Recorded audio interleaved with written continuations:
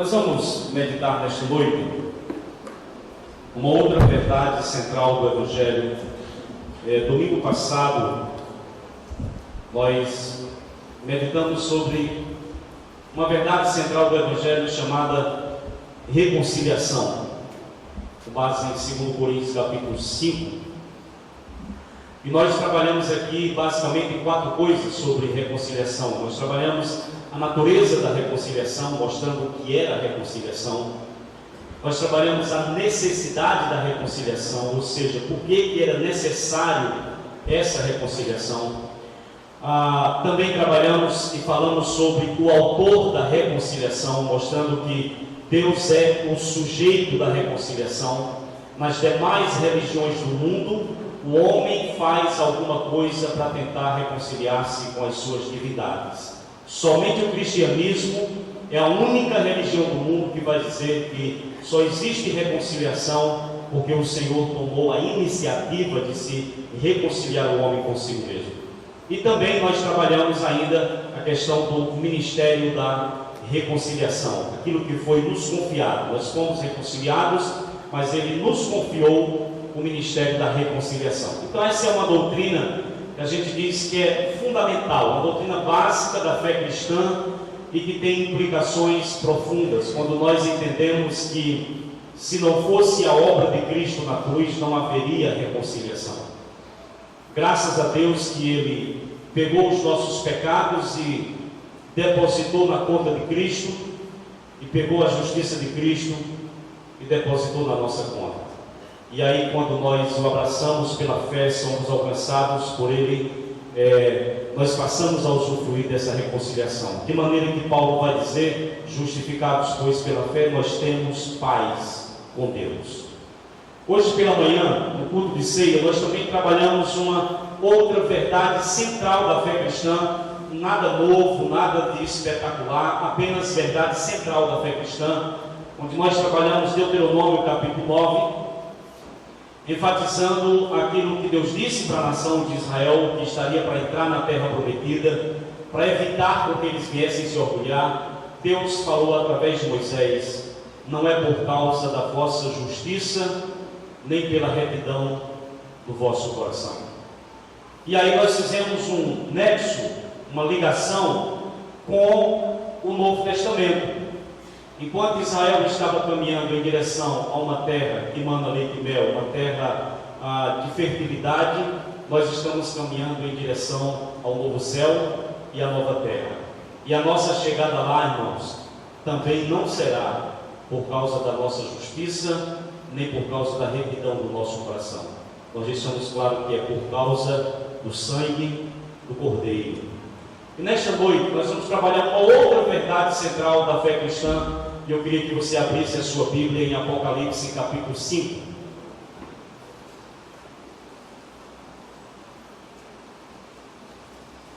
Apocalipse capítulo 5. Veja aí se tem alguma pessoa do seu lado que está nos visitando, que não tem Bíblia. Você pode ceder a Bíblia para que essa pessoa possa acompanhar a leitura do texto. Apocalipse capítulo 5. Eu sei que vocês já conhecem esse texto, mas é de propósito, para que a gente possa reafirmar algumas verdades, irmãos, do Evangelho, que hoje têm sido omitidas e esquecidas nos púlpitos do nosso país, de maneira que o que a gente tem visto e presenciado já não se parece mais com o Evangelho de Cristo. É o que Paulo chamou na carta aos Gálatas de outro Evangelho, infelizmente. E a gente precisa reafirmar algumas verdades da fé cristã. Capítulo 5 de Apocalipse diz assim a palavra de Deus: vi na mão direita daquele que estava sentado no trono um livro escrito por dentro e por fora, de todo selado com 7 selos. Vi também um anjo forte que proclamava em grande voz: quem é digno de abrir o livro e de lhe desatar os selos? Ora, nem no céu, nem sobre a terra, nem debaixo da terra, ninguém podia abrir o livro, nem mesmo olhar para ele. E eu chorava muito, porque ninguém foi achado digno de abrir o livro, nem mesmo de olhar para ele. Todavia, um dos anciãos me disse: não chores, eis que o leão da tribo de Judá, a raiz de Davi, venceu para abrir o livro e os seus 7 selos. Então vi no meio do trono e dos 4 seres viventes e entre os anciãos, de pé, um cordeiro, como tendo sido morto. Ele tinha 7 chifres, bem como 7 olhos, que são os 7 Espíritos de Deus enviados por toda a terra. Veio, pois, e tomou o livro da mão direita daquele que estava sentado no trono. E quando tomou o livro, os 4 seres viventes e os 24 anciãos prostraram-se diante do cordeiro, tendo cada um deles uma harpa e taças de ouro cheias de incenso, que são as orações dos santos. E entoavam um novo cântico, dizendo: digno és de tomar o livro e de abrir-lhe os selos, porque foste morto, e com o teu sangue compraste para Deus os que procedem de toda tribo, língua, povo e nação. E para o nosso Deus os constituíste reino e sacerdotes, e reinarão sobre a terra. Vi e ouvi uma voz dos anjos, de muitos anjos ao redor do trono, dos seres viventes e dos 4 e dos anciãos, cujo número era de milhões de milhões e milhares de milhares, proclamando em grande voz: digno é o cordeiro que foi morto, de receber o poder e riqueza e sabedoria e força, e honra e glória e louvor.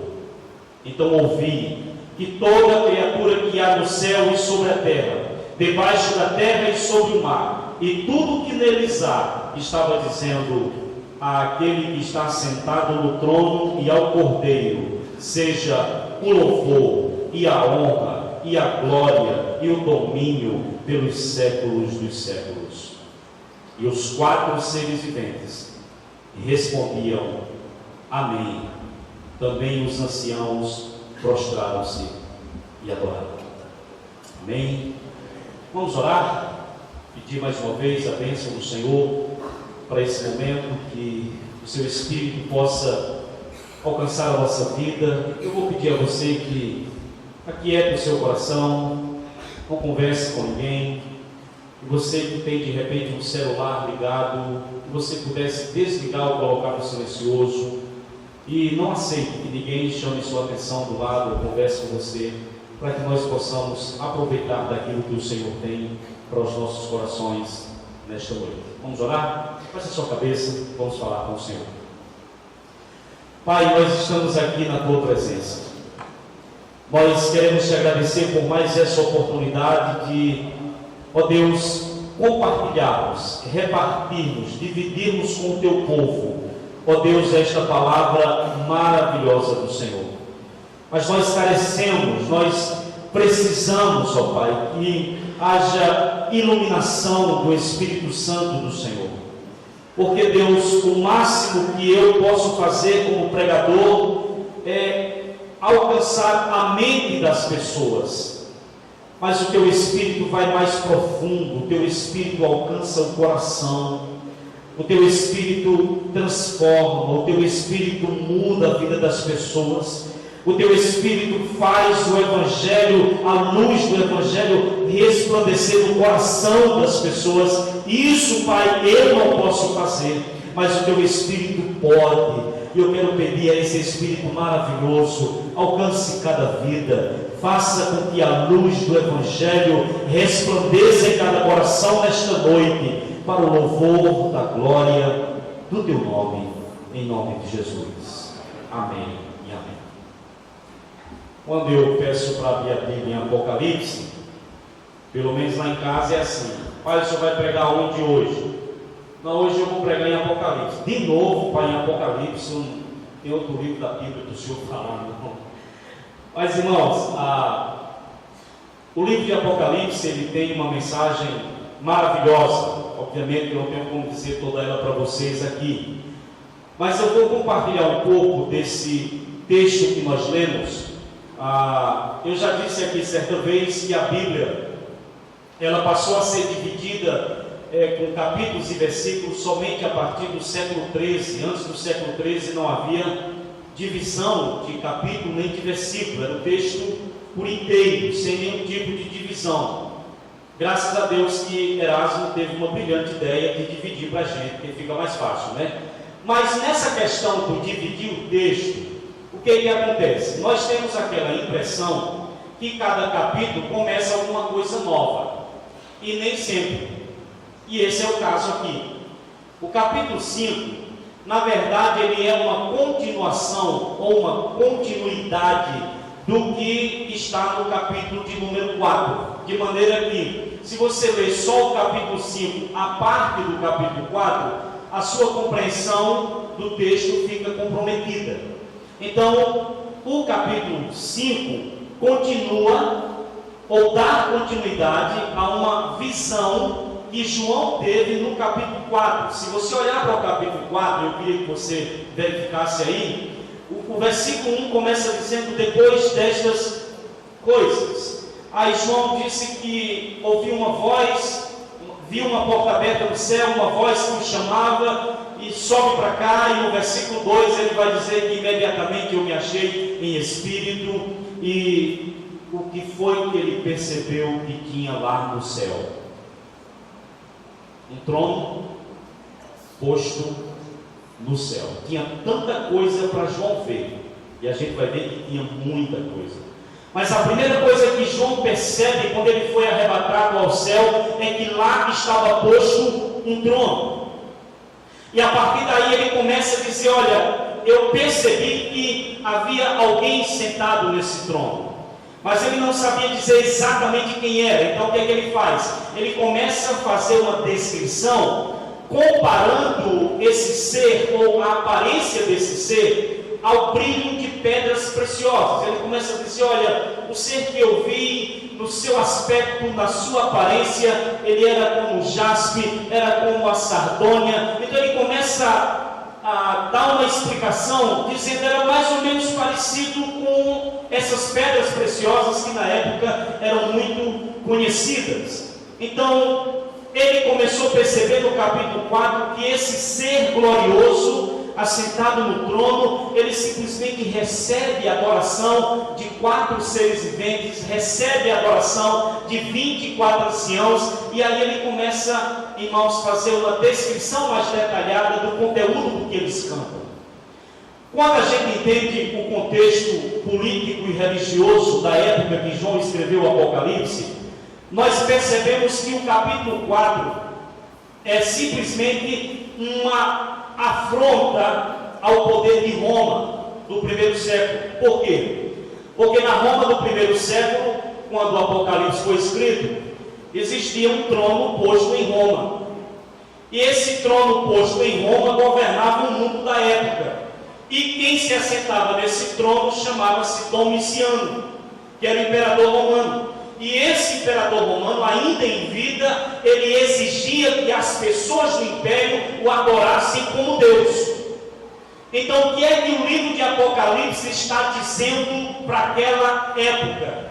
O que o livro de Apocalipse está dizendo é: olha, gente, o governo do mundo não pertence a Roma, mas o governo do mundo pertence a Deus.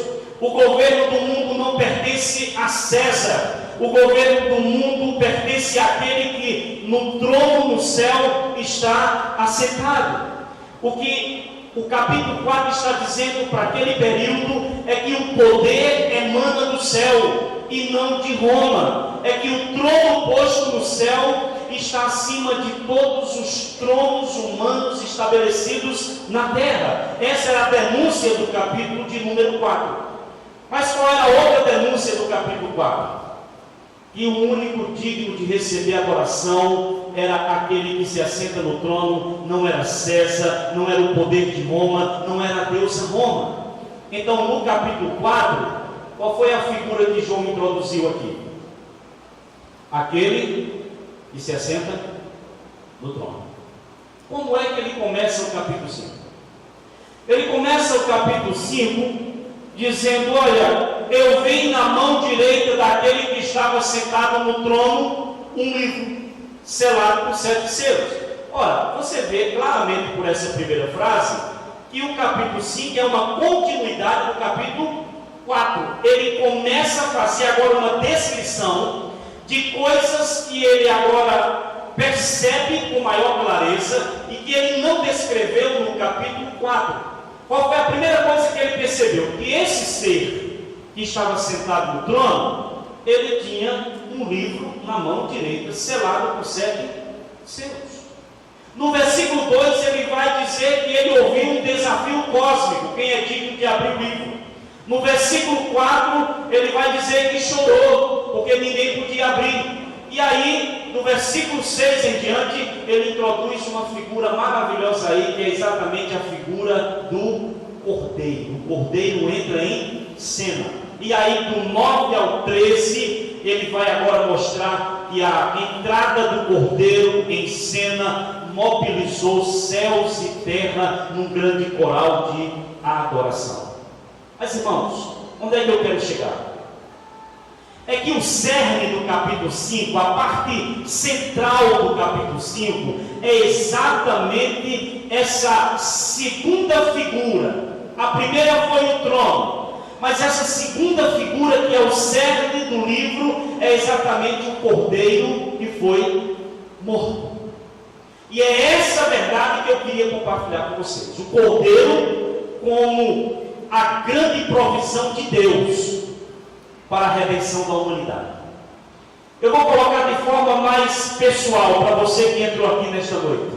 O Cordeiro como a grande provisão de Deus para a sua redenção pessoal. O Cordeiro como a grande provisão de Deus para a libertação pessoal da sua vida. E pensando nesse capítulo, nós vamos trabalhar aqui algumas verdades acerca do Cordeiro. A primeira verdade que nós enxergamos nesse texto é que sem o Cordeiro de Deus, a história humana é um desespero. Gravou isso? Esse texto vai mostrar claramente que sem o Cordeiro de Deus, a história humana é um desespero. Se você prestar atenção, João disse que percebeu que esse livro estava selado com 7 selos. E no versículo de número 2, o que acontece?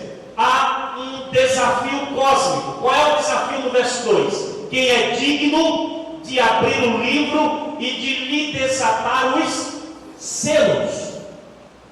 No versículo de número 3 em diante, especialmente o verso 3, vai-se chegar a uma seguinte constatação: que em todo o universo, em todo o cosmos criado por Deus, não foi encontrado ninguém digno, apto, habilitado, capaz de romper os selos e de revelar o que estava no livro. Aí no versículo de número 4, o que aconteceu? João disse: e eu chorava muito. Por que João chorava muito, irmãos? João chorava muito porque não foi achado ninguém digno, apto, habilitado, capaz de romper os lacres desse livro e revelar o seu conteúdo. Mas a questão é, o que havia de tão importante naquele livro que João chorou porque não foi aberto? As pessoas tentam dar uma diversidade de explicações. Por exemplo, algumas pessoas disseram que esse livro era o livro da vida. Só que aí, quando o Cordeiro começa a abrir o livro, não aparece o nome de ninguém lá. Então não pode ser o livro da vida. Outros dizem: não, esse livro é o Antigo Testamento cumprido no Novo Testamento. Só que quando o Cordeiro começa a abrir o livro, a partir do capítulo 6, não aparece nada do Antigo Testamento ali. E outros chegam a dizer, e aí começam a se aproximar, que esse livro é exatamente um registro da herança dos santos. Que nesse livro estava escrito a herança que os santos receberiam. Está começando a se aproximar. Porque quando nós vemos Apocalipse, nós percebemos que existe ali de fato uma descrição da herança dos santos. Mas só isso? Não. Apocalipse também fala dos juízos de Deus sobre os homens ímpios e sobre a humanidade rebelde. De maneira que esse livro, na verdade, irmãos, era uma profecia dos acontecimentos finais, relacionada à salvação do povo de Deus, à herança do povo de Deus, mas ao mesmo tempo relacionada à punição dos homens ímpios. Preste atenção nisso. Por que João chorava? Porque revelar o conteúdo do livro implicava em cumprir, fazer acontecer aquilo que no livro estava escrito, e não revelar. Não revelar exatamente o inverso. Se o livro não fosse aberto, se o conteúdo não fosse revelado, não haveria salvação para o povo de Deus e também não haveria punição para os homens ímpios. Por isso que João chora. E o choro de João nesse texto é um choro audível. Daí o seu desespero. Irmãos, a lição aqui é que sem o Cordeiro de Deus, a história humana é sombria. Sem o Cordeiro de Deus, a história humana ela é tenebrosa. Sem o Cordeiro de Deus, a história humana é um completo desespero. Quando esse Novo Testamento foi escrito, o que predominava politicamente eram os romanos, mas quem predominava culturalmente e linguisticamente eram os gregos. Qual era a visão dos gregos da história? A visão grega da história, irmãos, era uma visão cíclica. Como é que nós vemos a história? Nós vemos a história numa linha, né? Essa história teve um começo, e aí essa história vai andando numa linha, e nós entendemos que essa história vai chegar no fim, porque nós achamos e entendemos que houve um começo e haverá um fim. Como era que os gregos viam a história? Assim. Para a visão grega, a história era uma repetição. Por isso que geração vai e geração vem. Geração vai e geração vem. E aí nós chegamos à conclusão, infelizmente, dizendo que o mundo acaba para quem morre. Porque essa é a visão cíclica da história.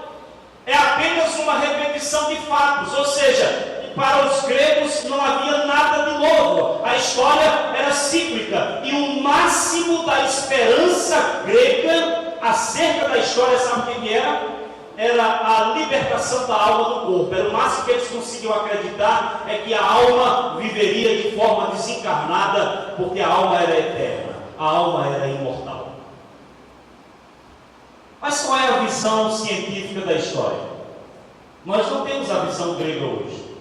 Qual é a visão da história que prevalece em nossos dias? Quando nós olhamos hoje para a visão científica moderna, que alguns de vocês aqui já abraçou essa visão, e alguns de vocês que são crentes, adolescentes e jovens, quando chega na faculdade fica encantado com o seu professor, porque ele é o cara que mostra essa visão científica da história, e você diz: nossa, nunca me falaram isso. Mas deixa eu dizer uma coisa, meu irmão, não se encante não, porque a visão científica da história é completo desespero.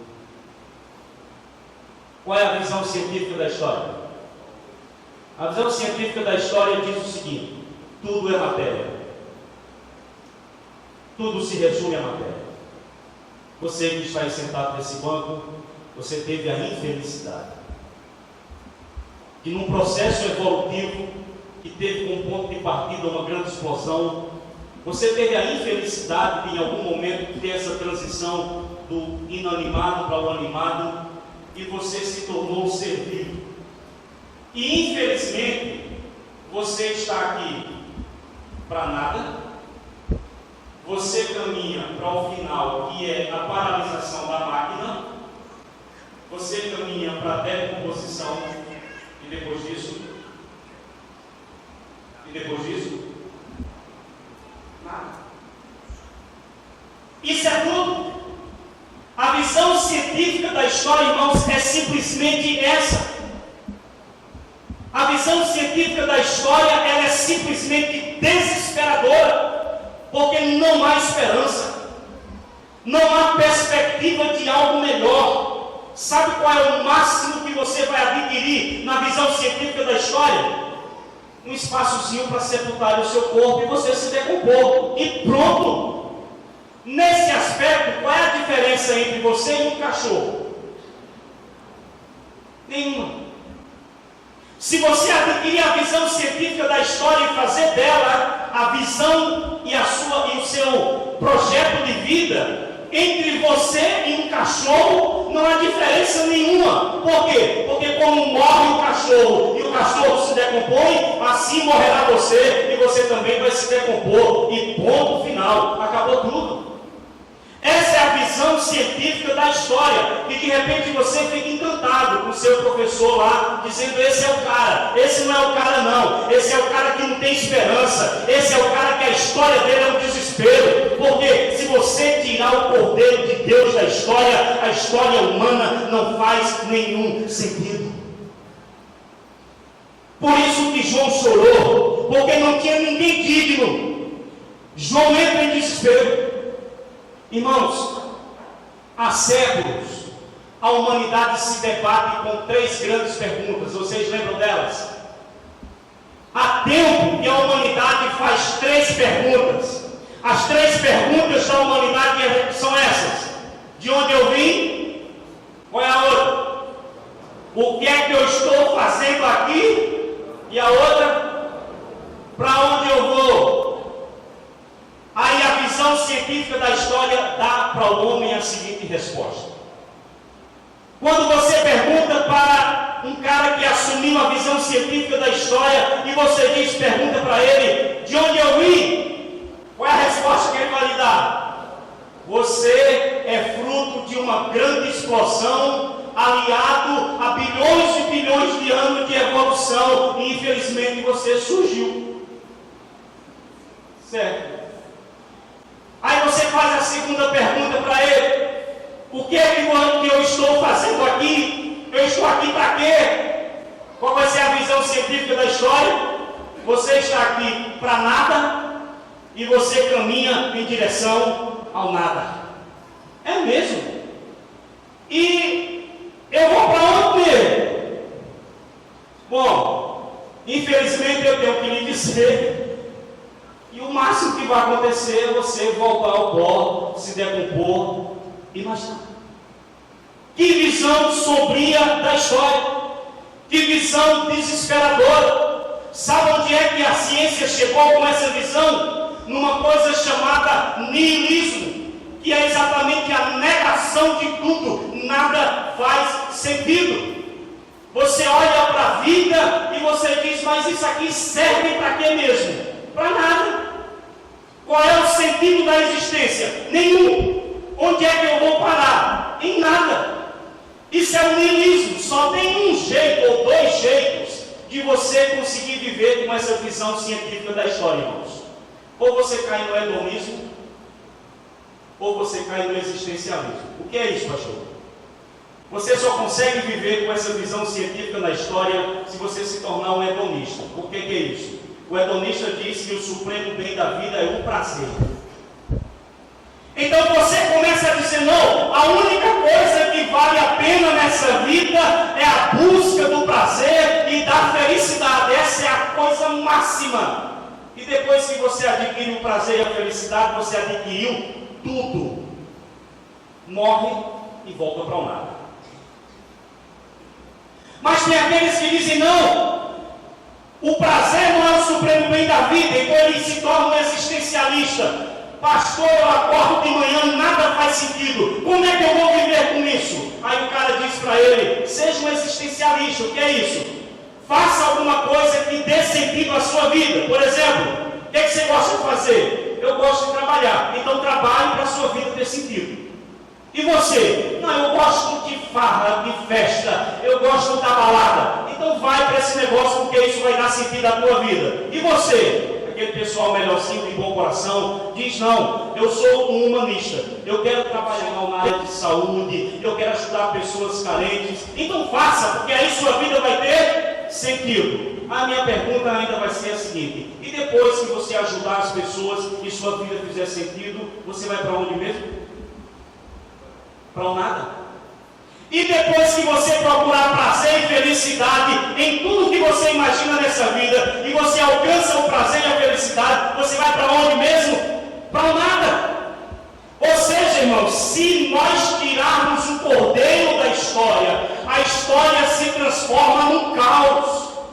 Sem o cordeiro de Deus, a história humana é um completo absurdo. Sem o cordeiro de Deus, a história humana é uma sucessão de fatos sem nenhum sentido, é um completo desespero. Sem o cordeiro de Deus, só nos resta uma coisa: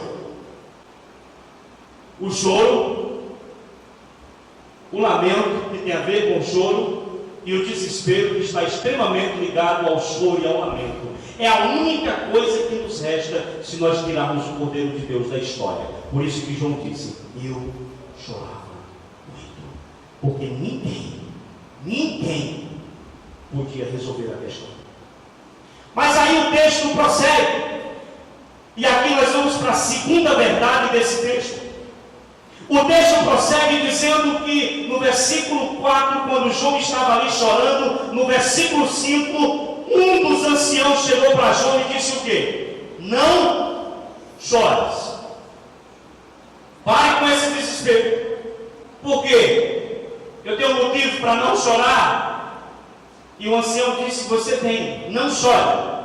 Não chore porque o leão da tribo de Judá, a raiz de Davi, venceu, e ele vai abrir o livro. Então a segunda verdade desse texto, irmãos, é que o cordeiro, ele transforma o choro em alegria. O cordeiro de Deus, ele transforma o pranto em canto. O cordeiro de Deus é ele que transforma a lamentação em celebração. Mas espera aí, anunciar o cordeiro não, pastor, anunciar um leão. É bem diferente, mas olha o versículo de número 6. Então vi no céu, no meio do trono e dos 4 seres viventes, o que foi que ele viu? Um cordeiro, como tendo sido... cadê o leão? Anunciar o leão? E cadê o leão? Quando João olha, não vê leão, ele vê cordeiro. Sabe por quê? Porque antes dele vir como Messias vencedor, ele precisou vir como cordeiro sofredor. Antes dele vir como grande rei de Israel, grande Messias libertador, ele primeiro veio como o servo sofredor de Isaías, de número 53. E nessa aparente fragilidade do cordeiro, observe a descrição que ele faz do cordeiro. Ele diz aqui que o cordeiro tinha o quê? 7 chifres e tinha 7 olhos, ou seja, ele tinha todo o poder e ele tinha todo o conhecimento. Ele era pleno de poder e pleno em conhecimento. Em uma palavra, o cordeiro era onipotente e o cordeiro era onisciente. Ao que acontece no versículo de número 7? Observe. Veio, pois, e tomou o livro da mão direita daquele que estava sentado no trono. O que ele foi fazer mesmo? Ele foi pegar o livro. O que aconteceu? Aquele que estava sentado no trono repassou o livro para quem? Para o cordeiro. Sabe o que é isso? Transferência de poder. Está aqui. O que era que o cordeiro estava dizendo quando ele foi lá pegar o livro da mão direita? Ele estava dizendo: coloque aqui nas minhas mãos, porque eu venci e eu sou capaz de conduzir a história ao seu ponto determinado. Eu sou capaz, por causa da minha vitória, de conduzir todas as coisas até o fim que o Senhor predeterminou lá na eternidade. De maneira, irmãos, que quando o cordeiro pegou o livro, o que é que aconteceu no versículo 9? E entoavam o quê? Um novo cântico. E no versículo de número 11: vi e ouvi uma voz de muitos anjos ao redor do trono dos seres viventes, dos anciãos, cujo número era de milhões e milhões, milhares e milhares, e o que é que eles faziam? Eles proclamavam em grande voz: digno é o Cordeiro que foi morto. Eles começaram a o quê? Cantar. Mas no versículo de número 13 ele vai dizer o quê? Então vi que toda criatura que há no céu, sobre a terra, debaixo da terra e sobre o mar, tudo que neles há, estava dizendo: aquele que está sentado no trono e ao Cordeiro, seja o louvor, a honra. Então o que acontece aqui? Vocês perceberam o que aconteceu? Enquanto ninguém podia abrir o livro, João fazia o quê? Chorava. Depois que o Cordeiro assumiu o livro, ele pegou e disse: eu vou conduzir. O que aconteceu no céu? O choro foi substituído pelo canto. Ou seja, meu querido irmão, quando o Cordeiro de Deus assumiu o controle da história, o choro foi substituído pela alegria. Quando o Cordeiro de Deus assumiu o controle da história, o pranto foi substituído pelo canto. A lamentação foi substituída pela celebração, e o desespero foi substituído pela esperança. O que eu quero dizer para você que está aqui nesta noite, que talvez assumiu essa visão desesperadora da história? Eu quero lhe dizer que quando o Cordeiro entra em nossa história pessoal, é isso que acontece. Quando o Cordeiro entra na nossa vida pessoal, a vida passa a ter sentido. A luz passa a brilhar em nossas trevas, e o nosso coração se enche de esperança quando o Cordeiro entra na nossa história. Quando o Cordeiro de Deus entra na nossa história pessoal, as grandes questões da vida que inquietam o coração humano encontram respostas. Quais são as grandes questões mesmo? Vamos lembrar? De onde eu vim? Se você assumiu a visão científica da história, tudo começa com explosão. Mas se você encontrou o Cordeiro de Deus, ou o Cordeiro de Deus entrou na sua vida, você tem uma resposta para dizer: eu vim dele, e eu estou aqui para viver para a glória dele. Ele é a fonte da minha existência, ele é a origem da minha existência. Você tem uma resposta. Mas aí vão lhe fazer a segunda pergunta: e você está aqui para quê? O que você vai dizer? Eu estou aqui por causa dele, e eu estou aqui para viver para a glória dele. Eu tenho uma existência que é para promover a glória dele nesta terra. E aí vão lhe perguntar a terceira: e você acha que está indo para onde? Qual vai ser a sua resposta? Eu caminho em direção a ele. E voltar para ele é a grande meta e é o grande alvo da minha vida. Por causa do Cordeiro de Deus, nós podemos dizer aquilo que Paulo disse: porque dele, por ele e para ele são todas as coisas. Glória, pois, a ele eternamente. Amém. Quando o Cordeiro entra na nossa história, a perspectiva de vida muda.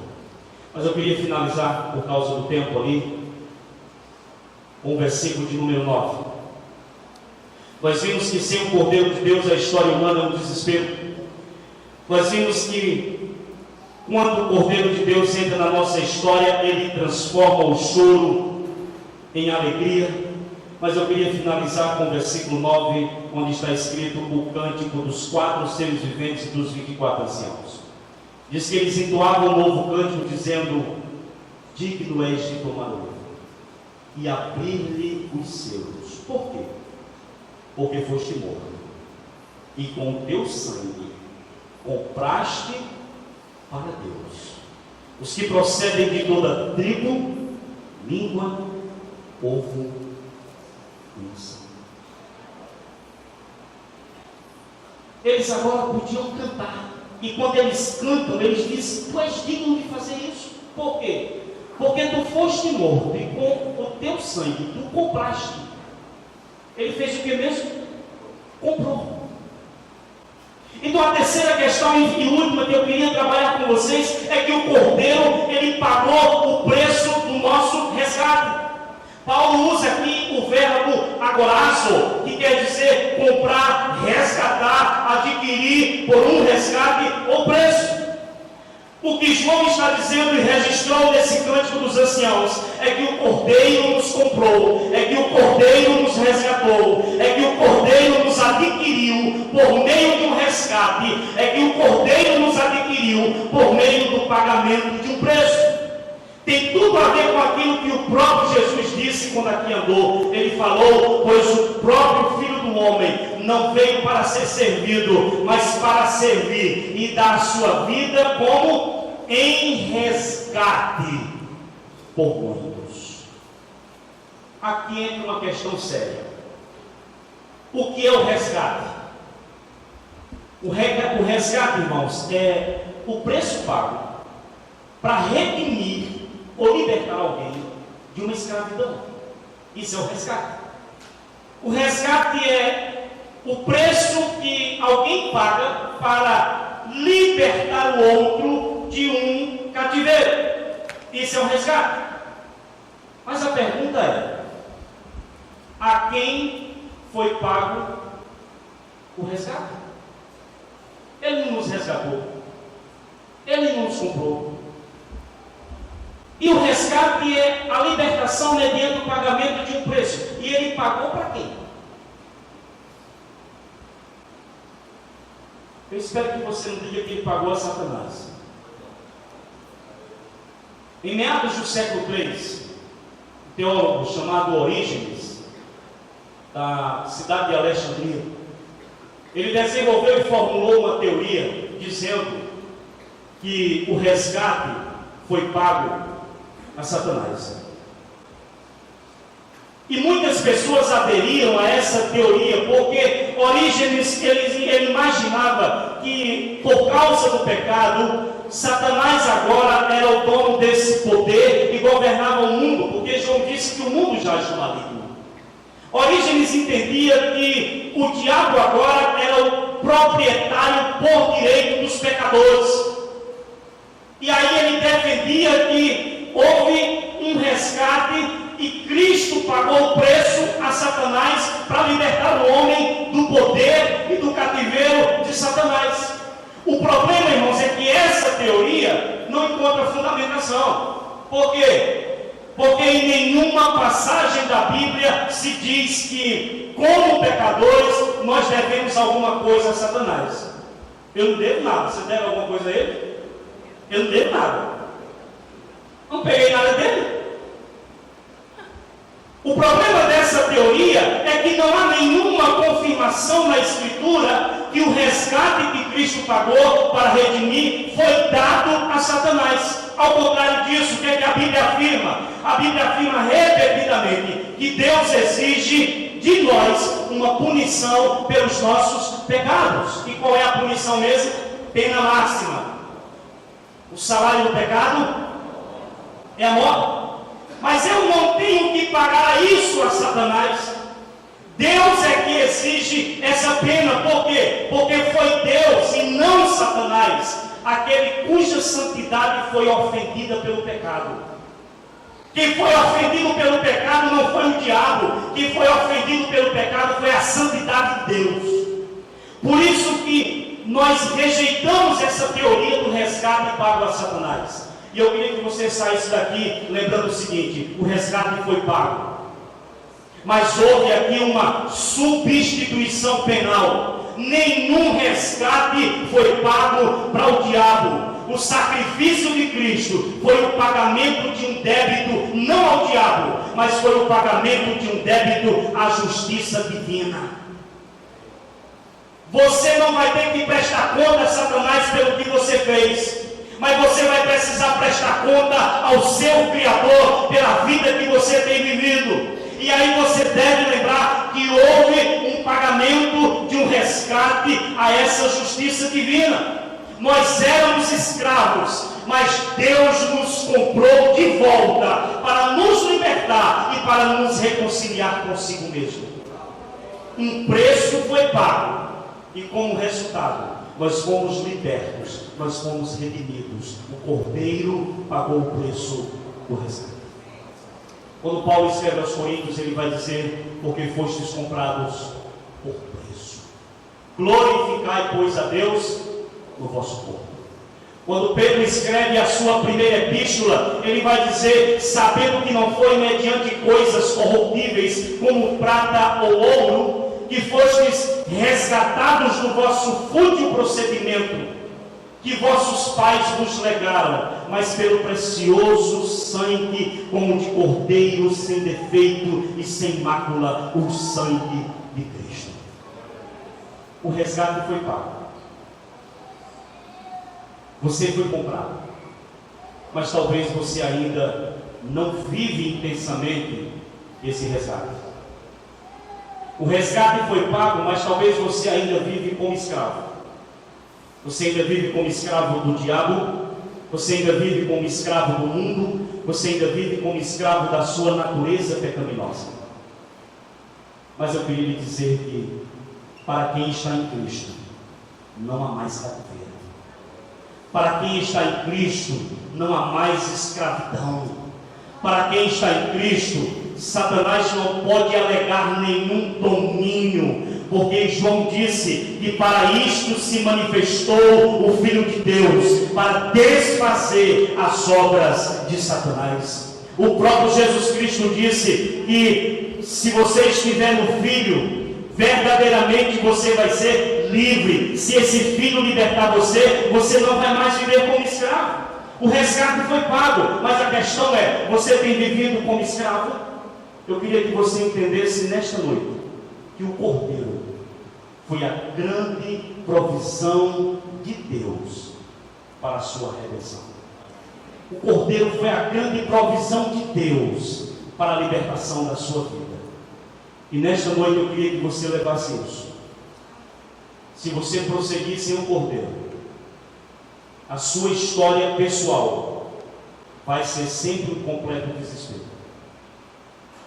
Se você prosseguir sem o Cordeiro, você vai poder várias vezes levantar pela manhã e dizer: meu Deus, se eu pudesse hoje eu nem levantava da cama. Mas quando você lembrar que o Cordeiro alcançou a sua vida, você vai poder acordar pela manhã e dizer: apesar do meu patrão, apesar do meu serviço, apesar do meu salário, apesar de tudo isso que eu tenho passado, eu tenho razão para levantar dessa cama e fazer e viver o dia de hoje, porque o Cordeiro de Deus deu sentido à minha existência. O Cordeiro de Deus, ele faz essa transformação do desespero em esperança. E o Cordeiro de Deus, ele pagou o preço pelo seu resgate. Vamos lá.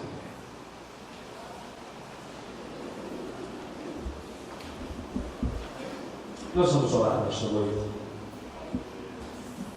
Queria que você conversasse com Deus. Se o Cordeiro de Deus já entrou na sua vida, você só tem uma coisa a fazer: dar graças. Graças porque eu sou. Mas se o Cordeiro ainda não entrou na sua história, não estou perguntando se você entrou numa igreja evangélica, eu estou dizendo: se o Cordeiro não entrou na sua história pessoal e a vida para você não faz nenhum sentido, eu quero lhe dizer que esse Cordeiro, ele quer entrar na sua história para que ela tenha sentido. E não só para que ela tenha sentido, mas para que você de fato viva a liberdade, porque Ele foi quem pagou o preço pelo seu resgate. E você nesta noite pode fazer uma confissão pública e dizer: eu entendi a mensagem, eu entendi que o Cordeiro fez isso por mim. Eu quero nesta noite seguir a esse Cordeiro. Há alguma pessoa nesta noite que aqui entrou que não tem encontrado sentido, rumo? Parece que tudo está meio tenebroso. Mas você nesta noite quer sair daqui com sentido, sabendo de onde veio, o que está fazendo aqui e para onde vai. Eu queria que você desse o sinal com uma de suas mãos. Eu quero orar pela sua vida, para que o Cordeiro possa mudar a sua história e você não venha viver aquilo que João viveu, apenas o choro do desespero, porque ninguém era digno. Hoje nós podemos viver o cântico da celebração, porque o Cordeiro venceu e ele é digno. Alguém nesta noite que quer fazer essa entrega da vida ao Senhor, dê um sinal com uma de suas mãos onde você estiver. Eu quero orar pela sua vida nesta noite. Alguém, nós não vamos assim insistir, porque nós entendemos que é o Espírito de Deus quem faz a obra no coração dos homens. A gente apenas pergunta, porque a gente entende que pessoas entram aqui, muitas vezes são alcançadas pela palavra e não sabem muito o que fazer depois disso. Eu quero lhe dizer que depois que você ouve uma palavra e ela alcançou o seu coração e a sua vida, o que você tem que fazer depois disso é assumir o compromisso de seguir ao Cristo enquanto vida você viver. Fazer aquilo que Pedro disse: para onde iremos nós, se só tu tens as palavras da vida eterna? Alguém nesta noite? Se não há, que Deus abençoe sua vida. Nosso desejo é que você volte mais vezes, ouça essa palavra, para que no tempo certo Deus possa fazer uma obra no seu coração. Vamos orar ao Senhor. Erga suas mãos para os céus nesta noite. Pai, nós estamos aqui para dar graças ao nome do Senhor. Nós estamos aqui para dizer: Senhor, muito obrigado, porque escravos nós éramos, mas hoje nós somos livres. Há algum tempo atrás, talvez Satanás dominasse sobre a nossa vida. O Deus, o pecado era o Senhor da nossa história, mas o Cordeiro um dia nos alcançou. Ele quebrou os grilhões, ele quebrou as cadeias, e hoje nós somos livres.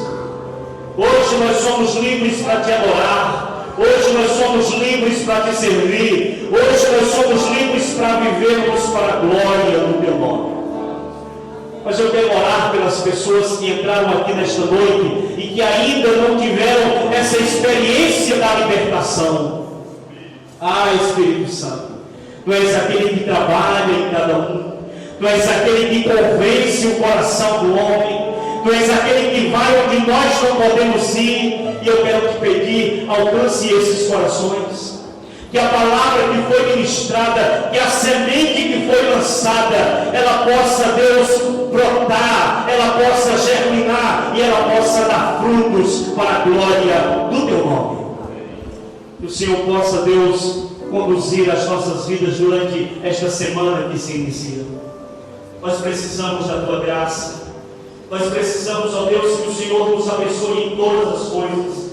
Nós precisamos, ó Deus, acordar pela manhã e trazer à nossa memória que nós temos um Deus que nos ama e que, ó Deus, caminha conosco a cada momento. E eu oro aqui pela vida do teu povo. Abençoe. Que seja uma semana de bênção na presença do Senhor. Que seja uma semana, Pai, de serviço e de vivência para a tua glória. Que o Senhor possa cuidar de nós de uma forma especial, ó Deus, e nos ajudar a viver de maneira agradável diante da tua presença. Nos conduza como teu povo.